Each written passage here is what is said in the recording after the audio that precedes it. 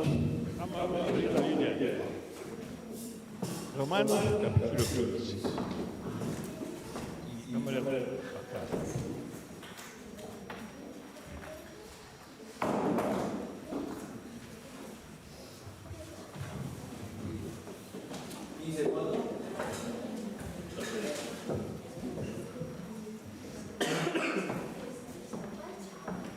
Vamos a leer de 15, 22 y todo el capítulo 16.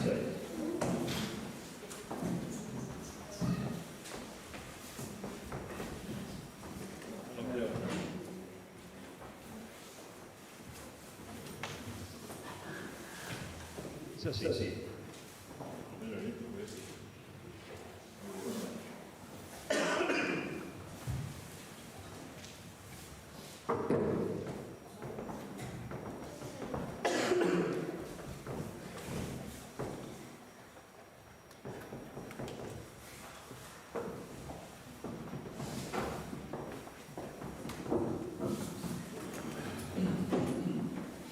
Por esta causa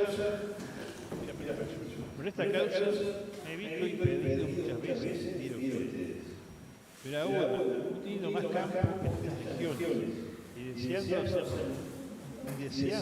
desde hace muchos años ir a ustedes, cuando vaya a España iré a ustedes, porque espero verlos al pasar y ser encaminado allá por ustedes una vez que haya cruzado la frontera. Mas ahora voy a Jerusalén para ministrar a los santos. Que Macedonia y Acaya tuvieron a bien hacer una ofrenda para los pobres que hay entre los santos que están en Jerusalén. ¿Os les pareció bien? ¿Les pareció bien? ¿Les pareció bueno? Y son deudores a ellos, porque si los gentiles han sido hechos participantes de sus bienes espirituales, deben también ellos considerar de la materialidad. Así que cuando haya concluido esto, entregado este fruto, pasaré de ustedes por España. Y sé que cuando vaya a ustedes, llegaré con abundancia de la bendición del Evangelio de Cristo. Pero les ruego, hermanos, con nuestro Señor Jesucristo, por el amor del Espíritu, me ayuden orando por mí a Dios, para que se sea librado de los rebeldes que están en Judea, y que la ofrenda de mi servicio a los santos en Jerusalén sea aceptada, para que con gozo lleguen ustedes por la voluntad de Dios y que sea criado juntamente con ustedes. Y el Dios de paz sea con todos ustedes. Amén. Os recomiendo además nuestra hermana Fe, la cual es diaconisa de la iglesia de Cenchreae. La reciban en el Señor como es digno de los santos y que le ayuden en cualquier cosa que necesiten ustedes. Ella ha ayudado a muchos y a mí mismo. Saluden a Priscila y a Aquila, colaboradores en Cristo Jesús, que expusieron su vida por mí, a los cuales no solo yo doy gracias, sino también todas las iglesias de los creyentes. Saluden también a la iglesia de su casa. Saluden a Epeneto, amado mío, que es el primer fruto de Acaya para Cristo. Saluden a María, la cual ha trabajado mucho entre ustedes. Saluden a Andrónico y a Junias, mis parientes y mis compañeros de misiones, los cuales son muy estimados entre los apóstoles y que también fueron antes de mí en Cristo. Saluden a Amplias, amado mío en el Señor. Saluden a Urbano, nuestro colaborador en Cristo Jesús, y a Staquis, amado mío. Saluden a Pérez, aprobado en Cristo Jesús. Saluden a los de la casa de Topo. Saluden a Herodión, mi pariente. Saluden a los de la casa de Narciso, los cuales están en el Señor. Saludad a Fela y Trifoso, los cuales trabajan en el Señor. Saluden a la amada Pérsida, la cual ha trabajado mucho en el Señor. Saludad a Rufo, cogido en el Señor, y a su madre y mía. Saluden a Síncrito, a Frigón, a Hermas, a Patrobas, a Hermes y los hermanos que están con ellos. Saludad a Filólogo, a Julia, a Nereo y a su hermano, a Olimpas, y a todos los santos que están en ellos. Salúdense los unos a los otros con besos santos. Los saludan todas las iglesias de Cristo. Más les ruego, hermanos, que se fijen en lo que causa divisiones y tropiezos en contra de la doctrina que ustedes han aprendido y que se aparten de ellos. Tales personas no sirven al Señor Jesucristo, sino sus propios bienes. Con suaves palabras y sombras engañan los corazones de los ingenuos. Vuestra obediencia ha venido a ser notoria a todos, así que me gozo de ustedes, pero quiero que sean sabios para el bien e ingenuos para el mal. Y el Dios de paz aplastará en breve a Satanás bajo vuestros pies.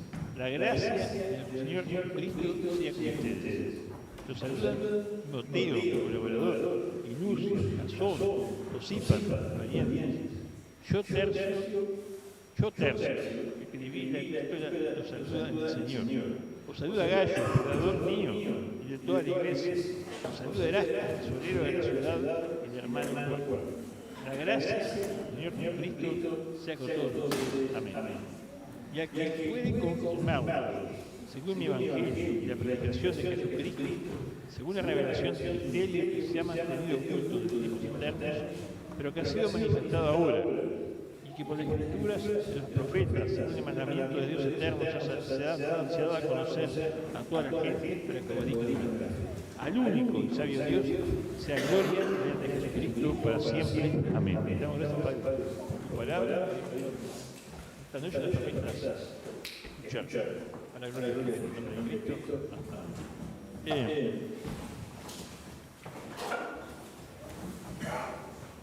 Del pasaje anterior, el capítulo 15 que estamos viendo, muy interesante lo que habla de los presos. Pablo se proponía antes de ir a Roma y a España llevar una ofrenda a los hermanos de Jerusalén. Y yo le voy a pedir a dos hermanos que uno busque 1 Corintios 16:1, uno 1 Corintios 16:1 y otro 2 Corintios, versículo 8. No, 1 Corintios 16:1 porque si no tenemos que leer 2 Corintios, 2 capítulos enteros. Anotaste de Miguel. En cuanto a la ofrenda para los santos, haced vosotros también de la manera que ordené en las iglesias de Galacia. Ahí está. Eso está hablando de la ofrenda que va a ir para Jerusalén. Capítulo 8 y 9 de 2 Corintios hablan de la ofrenda. Es interesante que hay ejemplos en la Biblia de que la ofrenda no es solo para servir en la congregación local, sino que aquí se está levantando ofrenda. ¿Con qué fin? Así, entendí. No. Para los hermanos de Jerusalén. Sí, hermanos pobres. En Jerusalén estaban pasando mal los hermanos. ¿Por qué estaban pasando mal? Habían sido perseguidos. Cuando hay persecución, se echa a la gente del trabajo y eso, ¿verdad? Los que hemos visto las persecuciones políticas que había, por ejemplo, en Uruguay, sabemos que la gente era destituida de su trabajo y quedaban sin nada. Eso que pasó políticamente en Uruguay pasa y pasó a los cristianos en algunos casos. O sea, donde hay persecución contra la iglesia, a la gente la echan del trabajo. No le permiten. Entonces, ¿qué pasa? Si uno no trabaja, ¿qué pasa? Se le complica para mantener la familia. Eso pasaba en Jerusalén. A la gente le ocultaba su trabajo. No por política, ni porque se portaba mal, sino por la fe en Cristo. O sea, la razón por la cual eran perseguidos no era porque se metían en cosas que no tenían que meterse los creyentes. ¿Por qué? Eran cristianos. Por eso siempre tenemos que dar gracias a Dios por el país que vivimos y orar por nuestras autoridades, como dice la Biblia, que oremos por nuestras autoridades, no importa que Él mande, para que podamos seguir viviendo quieta y sosegadamente. Hay que orar por las autoridades. ¿Ya votaste o no lo votaste? Eso no tiene nada que ver. Vos ora para que podamos vivir quieta y sosegadamente. Porque es muy difícil cuando hay persecución, ¿no? A veces algún joven dice, tiene que venir persecución, dice así, hay avivamiento en la iglesia. Si Dios permite esa persecución, con Dios la enfrentaremos, pero yo no pido persecución. Porque es bravo cuando te persiguen y afecta a tus hijos, a toda la familia afecta. Y eso le pasaba a los hermanos de Jerusalén. Recuerden que, que muchos se tuvieron que ir, se desparramaron por todos lados y así se extendió el Evangelio, ¿no? Pero los que quedaron, los que estaban en Judea, pasaban mal. Entonces las iglesias piensan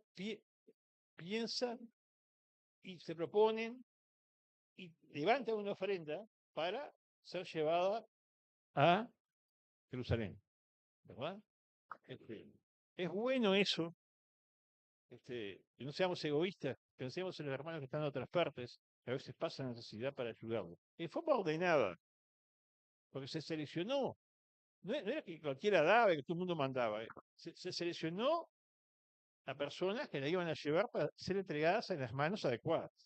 Hay que ser sabio en eso. Ustedes recuerdan hace unos años, cuando hubo inundaciones en Santa Fe, ¿se acuerdan? ¿Se acuerdan?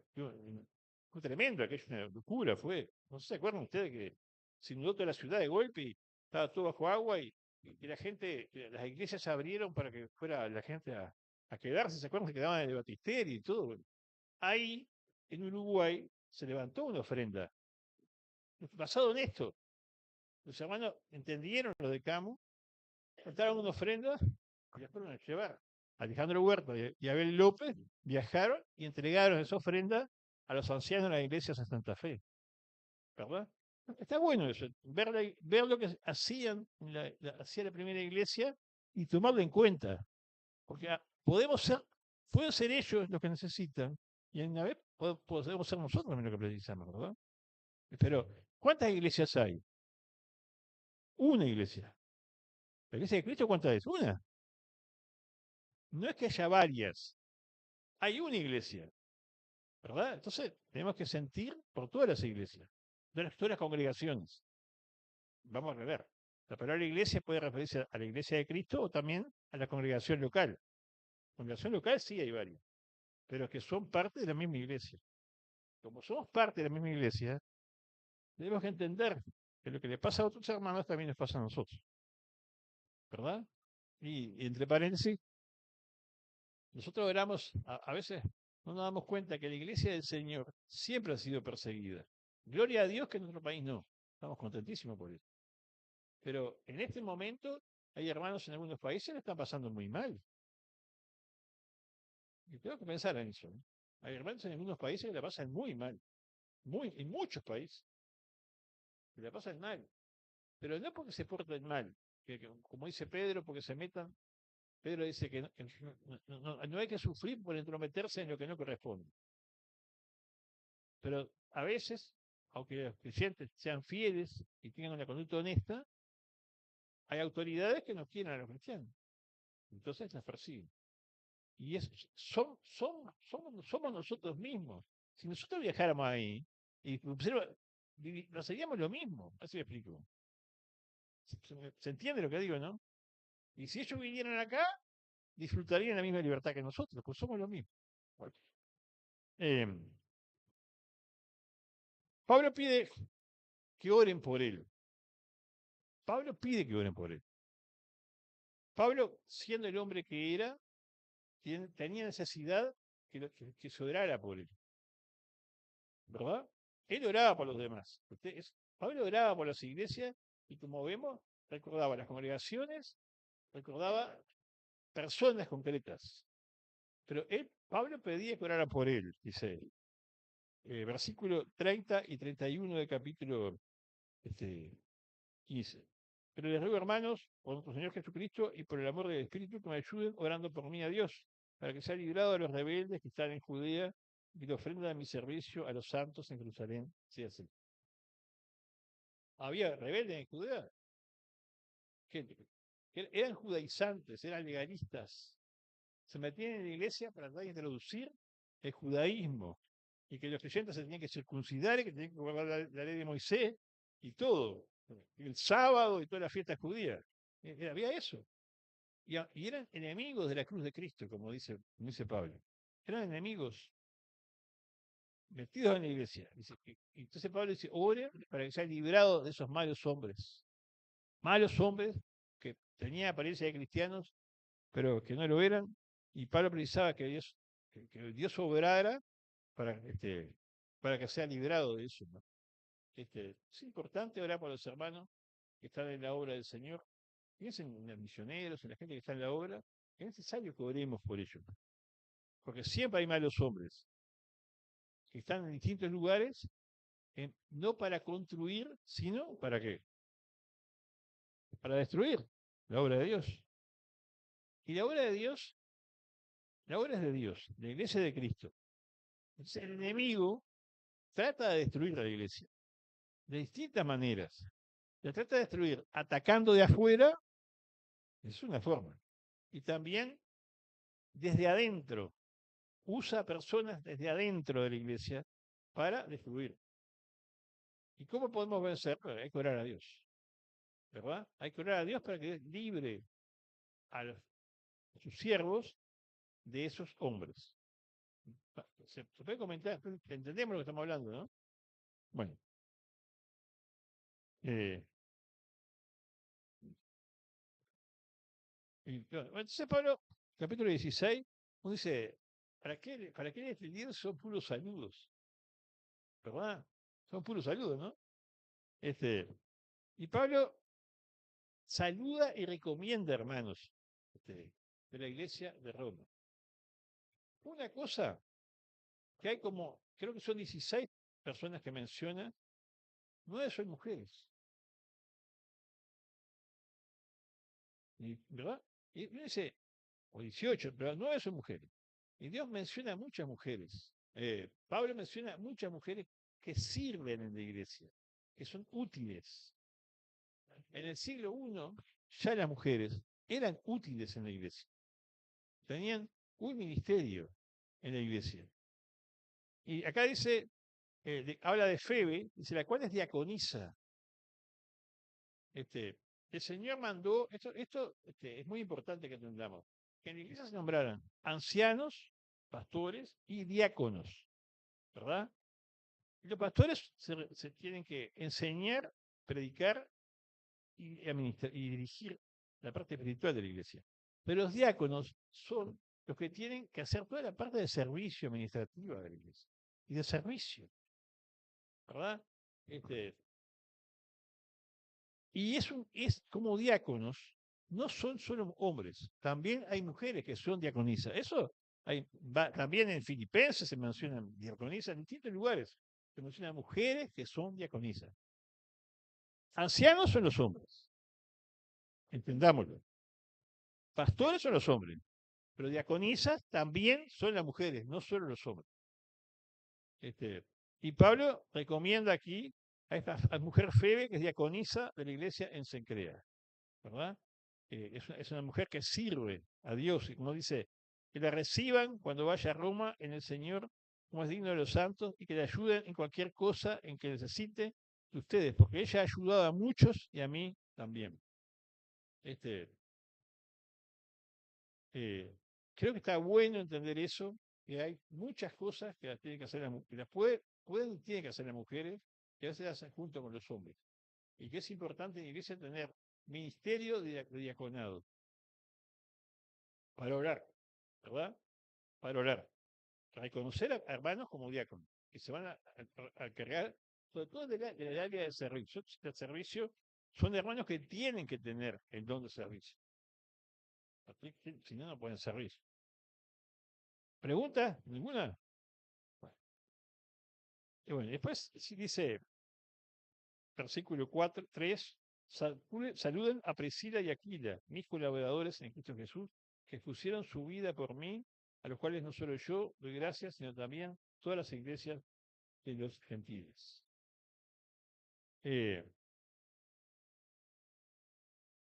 Es interesante que en muchos pasajes que se menciona este matrimonio, se menciona primero a la mujer que al hombre.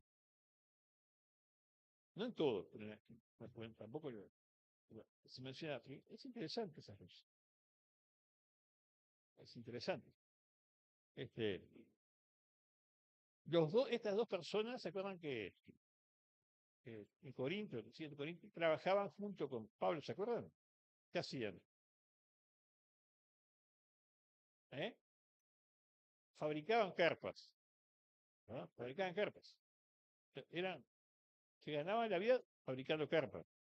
Porque Pablo era un hombre, un obrero a tiempo completo, pero en algún lugar, para que no hablara a los enemigos, él mismo se bancaba, vamos a decir así, ¿verdad? Porque a veces había unos que hablaban mal, no sé, trabajaba de día y de noche predicaba. Y este matrimonio también trabajaba en eso. Interesante, un matrimonio que sirve junto a Dios. Un matrimonio que sirve junto a Dios. Creo que es bueno entenderlo eso, que es bueno que los matrimonios nos juntemos, estemos unánimes, en lo posible juntos, para servir a Dios en las tareas. Está bueno eso, andar juntos, servir juntos. Parece que sí o no. ¿Eh? Les digo así, es bueno que el matrimonio vaya junto a la iglesia. En otros tiempos, cuando los matrimonios tenían niños, el hombre iba a la iglesia y la mujer se quedaba en la casa. Eso es malísimo. Es malísimo. Porque entonces el hombre crece, ¿y qué pasa con la mujer? No crece. ¿Verdad? Ha habido mucha discusión. Claro, cuando los niños. Porque en realidad, si vienen los dos, ¿quiénes tienen que venir también? Los niños. Si viene el matrimonio con los niños, ¿qué pasa? Vamos a ti. ¿Qué pasó, Rosario? ¿Qué pasa? Hay ruido. Hay ruido. Ahora, les quiero decir una cosa. Mejor que el matrimonio esté junto y haya ruido, y no que no estén los niños y un silencio, y uno de los dos no esté creciendo. Me pasó en un campamento de manga, retiro, cuando me invitaban a un retiro de matrimonio, que toqué el tema, hablamos del tema, y después se quedaron todos hablando, pero era porque iba a tocar el tema, no por lo que dije, sino porque saqué ese tema, ¿verdad? Y fue bueno, fue muy bueno, porque todos hablaron, porque estaba molesto, sobre todo la señora, porque no lo Ulises, que son los de pecho y siguen siendo los de pecho de grandes. Pero fue bueno hablar del tema, ¿verdad? Más vale que tengamos estrategias para que los chiquilines puedan estar un poquito entretenidos, pero que el matrimonio esté, y que esté la mujer también. Y les quiero decir una cosa, si hay alguna etapa de la vida en que alguno tiene que quedar, es bueno que se turnen. Un día va la mujer, otro va para el hombre, que sea un tiempo corto, que se alternan, ¿verdad? Eso es bueno eso. ¿Me explico lo que digo? ¿Verdad? Acá, por acá, a Priscila y Aquila, colaboradores en Cristo Jesús de Pablo, estaban los dos allí en la iglesia y son mencionados por él. Muy bueno. Los dos enseñan, ¿verdad? Acuérdense del libro de Hechos, los dos agarran a a un hermano que no tenía todo el evangelio claro, era creyente, pero entre los dos le enseñan. Se sientan y le explican. Priscila y Aquila, Aquila y Priscila, los dos. Creo que esto nos enseña también que nuestras mujeres tienen que ser mujeres que estudien la Biblia. Los hombres tenemos que estudiar la Biblia todos los días. Pero nuestras mujeres también tienen que estudiar la Biblia. Para poder enseñar también. No para ponerse a dirigir la iglesia. Porque lo que la Biblia enseña es que la autoridad es masculina, no hay pastoras. Eso no hay pastoras en la Biblia. No hay ancianas, por decir así. No hay presbíteras. No hay episcopas. Pero sí hay mujeres que tienen que saber para enseñar. Las mujeres tienen que poder enseñar a las otras mujeres, especialmente a las más jóvenes. Pero se pueden dar casos, como en el libro de los Hechos, que los dos le explicaron a alguien. Pero porque los dos sabían, la mujer sabía también. ¿Eh? ¿Y quién va a enseñar a los hijos? En general, ¿quién está más con los hijos? En general. ¿Quién? Mujer, ¿verdad? ¿Cómo le va a enseñar la palabra de Dios si no sabe? Así que las mujeres tienen que estudiar la Biblia como estudiamos como tenemos la obligación de estudiar los varones. Por supuesto, los varones tenemos la responsabilidad de estudiarlo. Pero las mujeres, nuestras también, ¿verdad? Tiene que ser conocedora de la escritura, uno para poder exhortar, para poder aconsejar, para poder amonestar a otros. ¿Qué tiene que conocer? ¿El pensamiento de quién? De Dios. Porque si no nosotros aconsejamos, amonestamos, exhortamos, con ideas nuestras, que no son válidas, porque las únicas ideas válidas son las de Dios. Entonces uno tiene que conocer el pensamiento de Dios para poder hacerlo bien, empezando por lo de nuestra casa. Dice, saludar a la iglesia que está en su casa. Pues, dice muchas personas. En algunos de los que se mencionan acá, quiero que se menciona como parientes.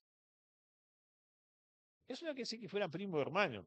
En realidad, parientes porque son judíos, son de su raza, ¿verdad? Entonces, por supuesto que a veces se menciona parientes como parientes, pero muchas veces se menciona parientes como familiares, como de la misma, judíos, ¿verdad? De la misma etnia. ¿Verdad? Había en Roma creyentes que eran judíos y Pablo los llama parientes. Por supuesto no entré en todos, pero hay uno que es tesorero. Vamos adelante. El tesorero bueno, Rufo, versículo 13, Rufo seguramente es el Rufo que se menciona en el Evangelio que ayudó a llevar la cruz de Cristo, ¿se acuerdan? A ver, otro más. Está. Uno que quería mencionarlo porque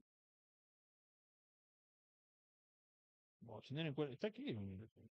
Que dice que era tesorero, si lo ven antes que yo, díganme. Ay, qué horrible. Está ahí, está en mi cara. Bueno, no importa. Un hermano acá, que se menciona clarito, ya ahora se me perdió, era tesorero, o sea, no todo, aunque los hermanos mayormente eran todo gente humilde, había algunos gobernantes, cargos importantes que también se convertían. ¿Eh? Lo cual, 23 está más grande. ¿No? Dice, os saluda Gallo, hospedador de toda la iglesia, os saluda Erasto, tesorero de la ciudad y hermano de Cuerpo, mi hermano Cuerpo. Ese, y, y Gallo, hospedador mío y de toda la iglesia. O sea, creo que va nombrando a personas, muchas personas y características especiales. Alguien dijo que es como una antesala del tribunal de Cristo, porque se resaltan las cosas que hacen bien los hermanos, o que sirven, o que hospedan, o que son fieles, ¿verdad? Es interesante eso. Ahora, creo que hay que resaltar que Pablo, a pesar de que tenía tantas cosas en la cabeza, ya se mudaba a toda la iglesia, pero sabía ver las cosas buenas que hacían los hermanos. ¿Por qué será que lo sabía ver? ¿Tenía una tablet para guardar cosas? No. ¿Por qué sabía verlas? ¿Por qué sabía ver las cosas buenas? ¿Por qué se acordaba? Conociendo a tanta gente. Porque oraba por ellos. Uno ora por alguien, se acuerda después. Dice, no sé cómo tenía su lista de oraciones, pero él oraba por las personas, y por eso se acordaba. Es interesante eso. Y les digo, cuando alguien pone para orar algo en el grupo de WhatsApp, no pongan las manitos si no van a orar. Vieron que se ponen cosas en el grupo de WhatsApp, no pongan las manitos si no va a orar. Porque está mintiendo la persona. La persona queda esperanzada en que tú lo vas a presentar ante Dios y no lo presenta. Ora y después pon las manitos, o mientras ponen las manitos, ora, porque tampoco es que tenga que hacer una oración de 2 horas. Pero sí hay que orar por los hermanos. Es por nombre y apellido, por cosas concretas. Y Pablo lo hacía. Por eso estaba en su corazón los hermanos. Él se preocupaba por las iglesias y preocuparse por las iglesias lo llevaba a preocuparse por las personas concretas, con nombre, un nombre muy interesante. Como tengan hijos, pueden poner, por ejemplo, que tienen mujeres, trifónacas, ¿verdad? No sé si le podrían ese nombre a los hijos, son nombres griegos, ¿no? ¿Eh? Por ejemplo, Hermas, Patrobras, Hermes es un lindo nombre, pero Pérsida, Trifeni, Trifosa, ¿eh? ¿Qué pasó? Bueno, Filólogo, Julia, Nereo, Olimpas, era el nombre que le ponían. Eh,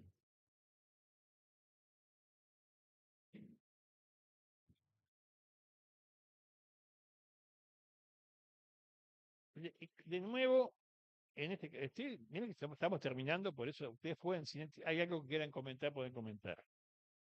Enseña a saludarse. Dice, saluden, saluden, saluden, saluden. Después dice, va a decir, toda la iglesia los saluda, pero acá dice, salúdense como los unos a los otros con besos santos. Salúdense los unos a los otros con besos santos. ¿Verdad? Beso santo. Por algo lo dice. Beso santo, pero salúdense. Es importante saludarnos entre los hermanos. ¿Verdad? ¿Quién tiene que saludar? ¿Quién tiene que saludar? Estoy preguntando. ¿Eh? Claro. ¿Quién dijo yo?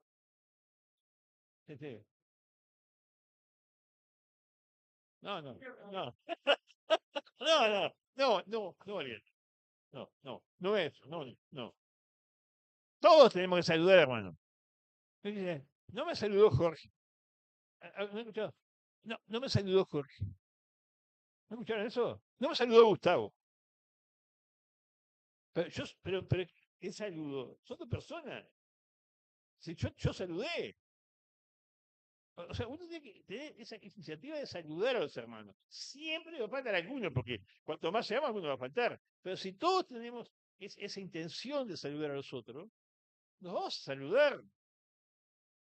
Es lo menos que podemos hacer, saludar a las personas.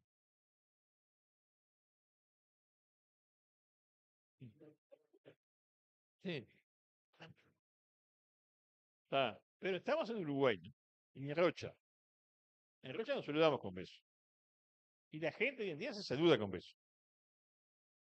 Chum, punto. Este guaraní, por supuesto, guaraní, no sabía lo que hacer, el muchachito que trajo. Y los que vienen a casa acostumbran, por ejemplo, los alemanes no saludan con besos. Pero vienen a casa y se tienen que acostumbrar, porque si vienen misioneros se tienen que acostumbrar, se acostumbran. Pero la cosa es saludarse. No nos perdamos en formalismo y en detalles. Yo saludo a los demás. Y, a ver, ¿qué te parece, Mauro? ¿Tú te dedicas a saludar a los otros? ¿O te pone, y cualquiera sí? ¿Saludas o no saludas?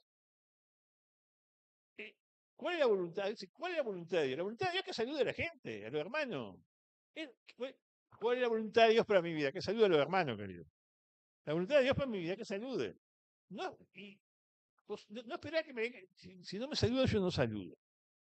Hay gente que piensa así, si no me saluda, yo no saludo. Pero ¿qué te cree? Parte de la humildad, del servicio, de ser como que es acercarse a saludar, ¿verdad? Es un mandamiento, una enseñanza específica. Qué bueno que llegan y uno está sentado y vienen a saludarlo. Es buena cosa eso. Es buena cosa. Y buena cosa que todos lo hagamos. Salúdense.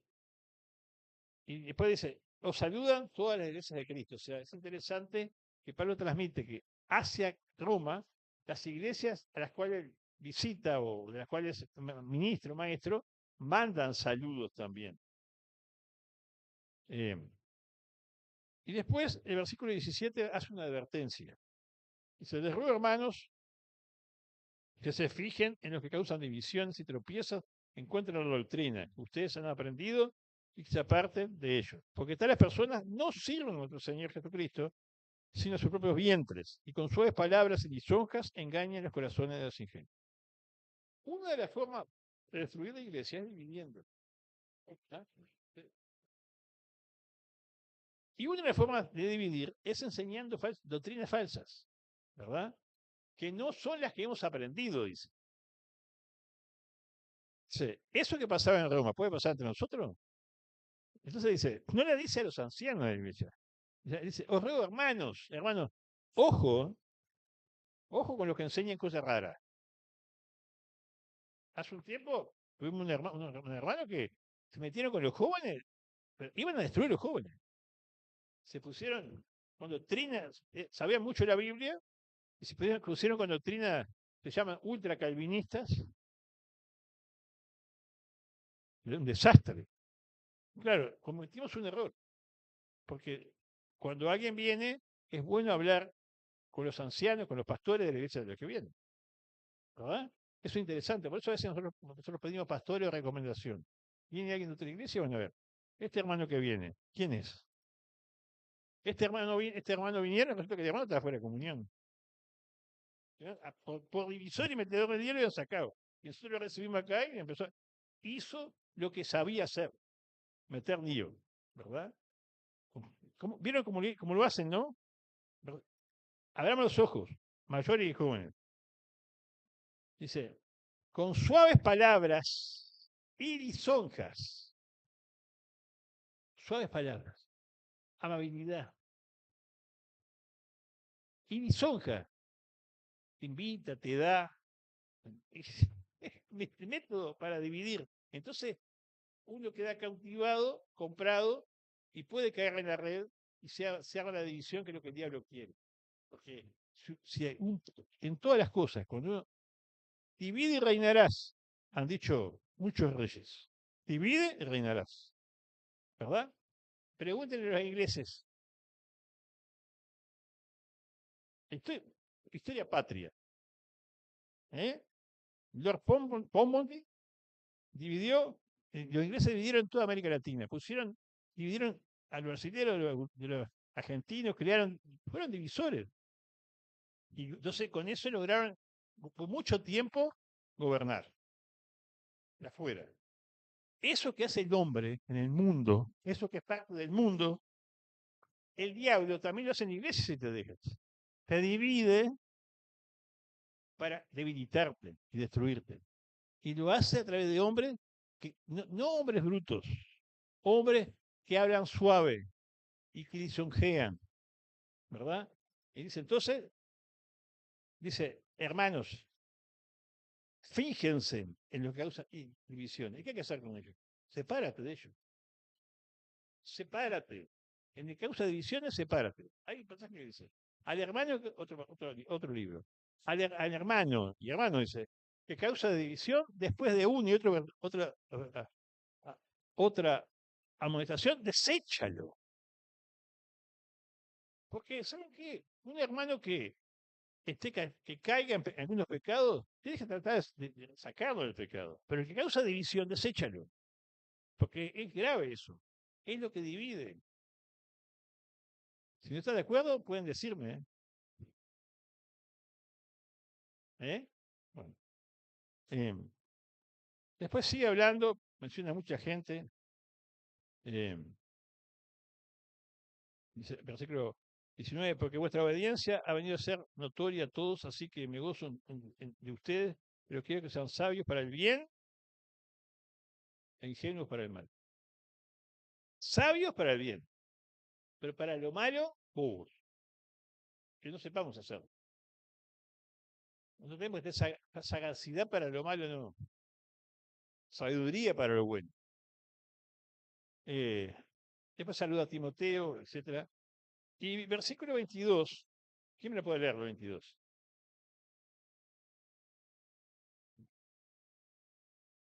Vamos.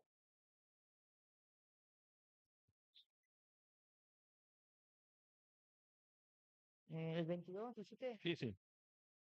Yo, Tercio, que escribí la epístola, os saludo en el Señor. Gracias. ¿Vieron lo que dice, no? ¿Quién habla ahí? Pablo, no, Tercio. Era el amanuense.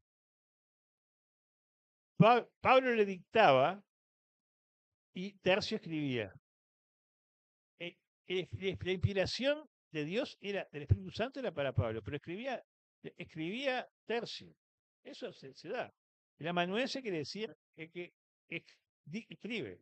Ahora acá, Tercio tiene iniciativa y saluda también. Él también saluda, ¿verdad? Porque está integrado, es parte del ministerio y por eso saluda. Y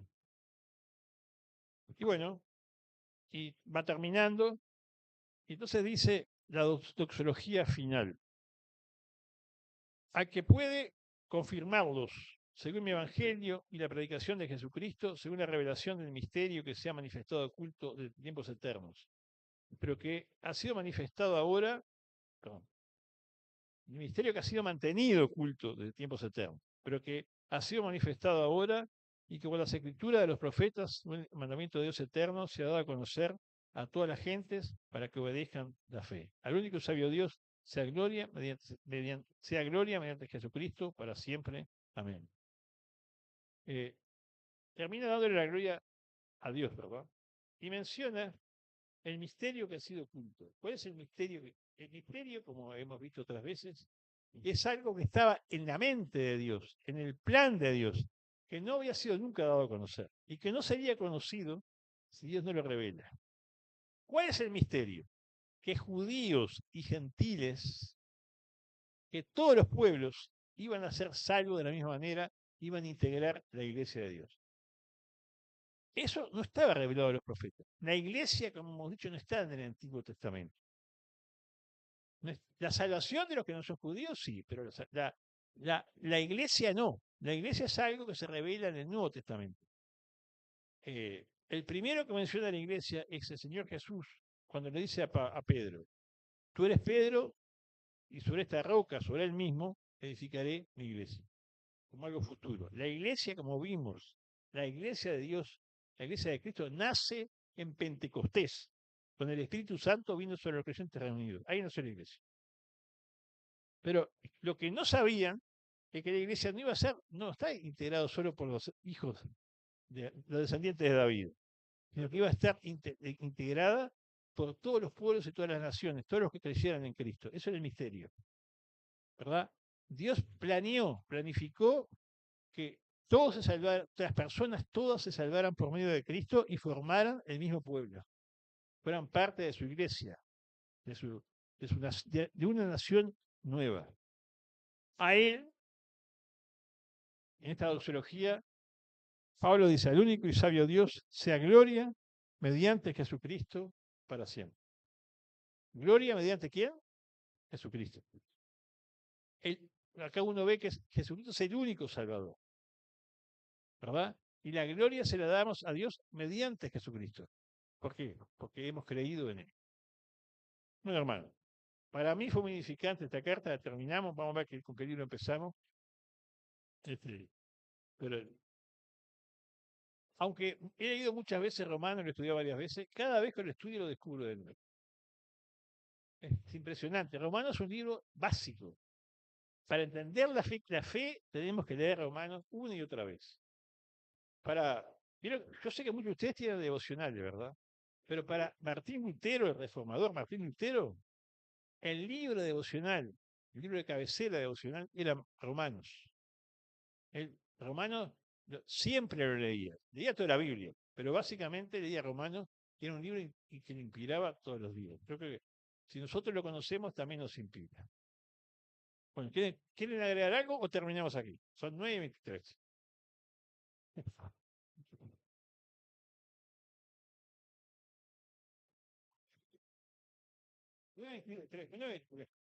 ¿Terminamos entonces, hermano?